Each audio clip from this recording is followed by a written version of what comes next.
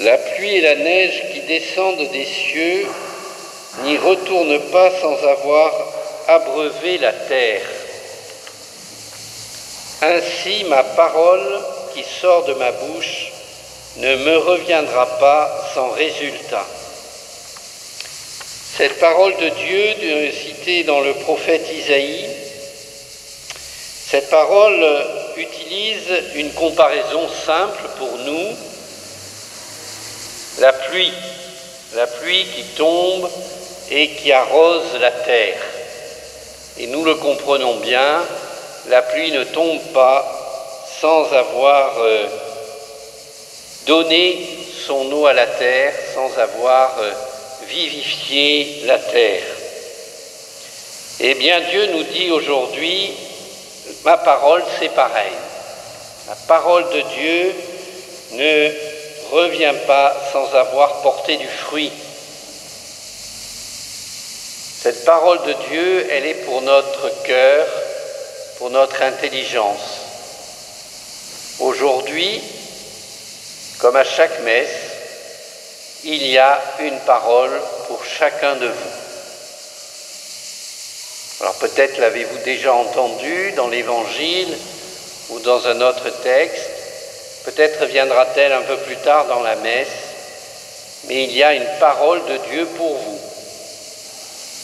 qui correspond à ce dont vous avez besoin aujourd'hui, qui correspond à votre vie d'aujourd'hui, une parole qui vient vous éclairer. La parole ne nous laisse pas indemnes ni indifférents. La parole vient nous toucher. Alors aujourd'hui, ouvrons notre cœur, ouvrons notre intelligence et vous pouvez vous demander quelle est la parole qui m'a touché. Il y a une parole de Dieu pour moi. Quelle est-elle aujourd'hui ?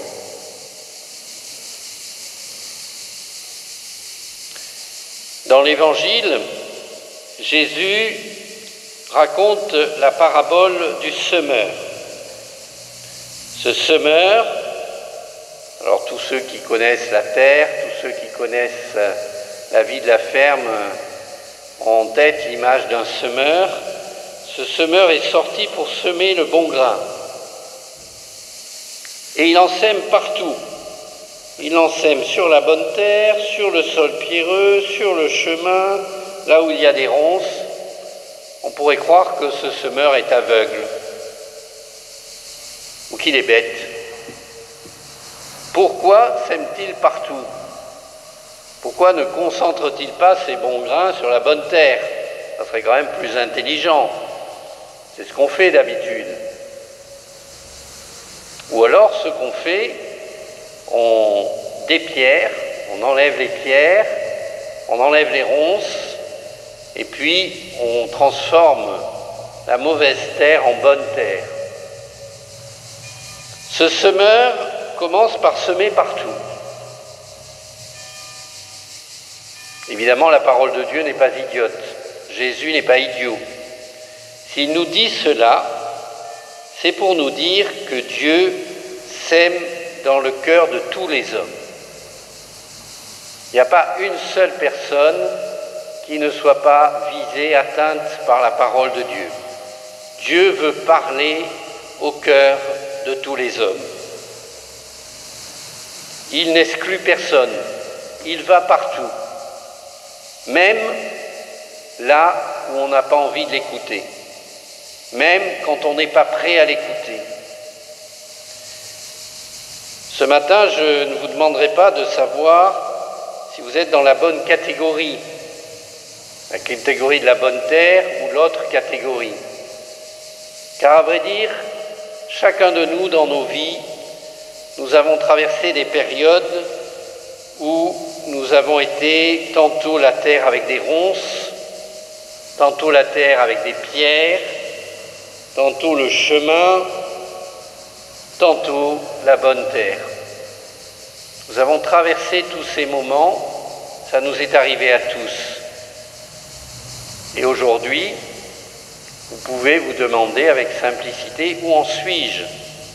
Dans quel état est mon cœur ? que mon cœur en ce moment, c'est de la bonne terre, prête à accueillir ce que Dieu me dit et à avancer dans le sens où il m'éclaire, dans le sens où il me guide. Ou alors est-ce que dans mon cœur il y a des ronces, les soucis de la vie, dit Jésus, les soucis matériels, la richesse, tout ce qui m'encombre et tout ce qui empêche Dieu de parler à mon cœur. Je suis tellement pris par toutes mes activités, tous mes biens matériels, que j'oublie le bon Dieu. Il est juste dans un petit coin, 5 minutes de prière peut-être, la messe, nous y sommes. Mais est-ce que la messe et ce qui s'y passe va éclairer vraiment toute ma semaine? Ou alors est-ce que les ronces, dès tout à l'heure, là, dans 1 heure, auront déjà repris le dessus? Est-ce qu'en ce moment, je suis rempli de pierres dans mon cœur? Est-ce que mon cœur est dur? Est-ce que mon cœur est froid? Est-ce que mon cœur est blindé, protégé? Parce que j'ai été blessé, parce que j'ai été déçu, parce que j'ai aimé sans retour, eh bien désormais j'ai blindé mon cœur. C'est comme un coffre-fort dont on aurait perdu la clé. Plus rien ne rentre, même pas la parole de Dieu. Oui, avec simplicité, demandons au bon Dieu de nous éclairer. Où j'en suis aujourd'hui? Et demandons cette grâce que notre terre se transforme en bonne terre, que notre cœur s'ouvre. Je l'ai dit tout à l'heure, le semeur va enlever les ronces, le semeur va enlever les pierres. Si le semeur peut le faire, le bon Dieu peut le faire aussi. Mais il va le faire si nous le lui demandons, si nous sommes d'accord, si nous disons « Oui Seigneur, enlève les pierres de mon cœur. Oui Seigneur, enlève les ronces de mon cœur. Que je sois prêt à t'écouter, que je sois prêt à t'accueillir. » C'est une démarche personnelle, c'est une démarche vraie. Bien sûr, je peux écouter le sermon, la messe, et repartir chez moi comme si rien n'avait changé. Mais alors je serais passé à côté. Alors, maintenant, nous allons poursuivre cette messe en demandant pour chacun de nous ici présents que nos cœurs s'ouvrent.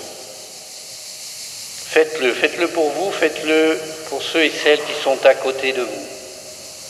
Qu'il y ait des petits miracles qui se produisent ce matin, que nous disions « Oui Seigneur, enlève les pierres de mon cœur, enlève les ronces, et je suis prêt à accueillir ta parole. »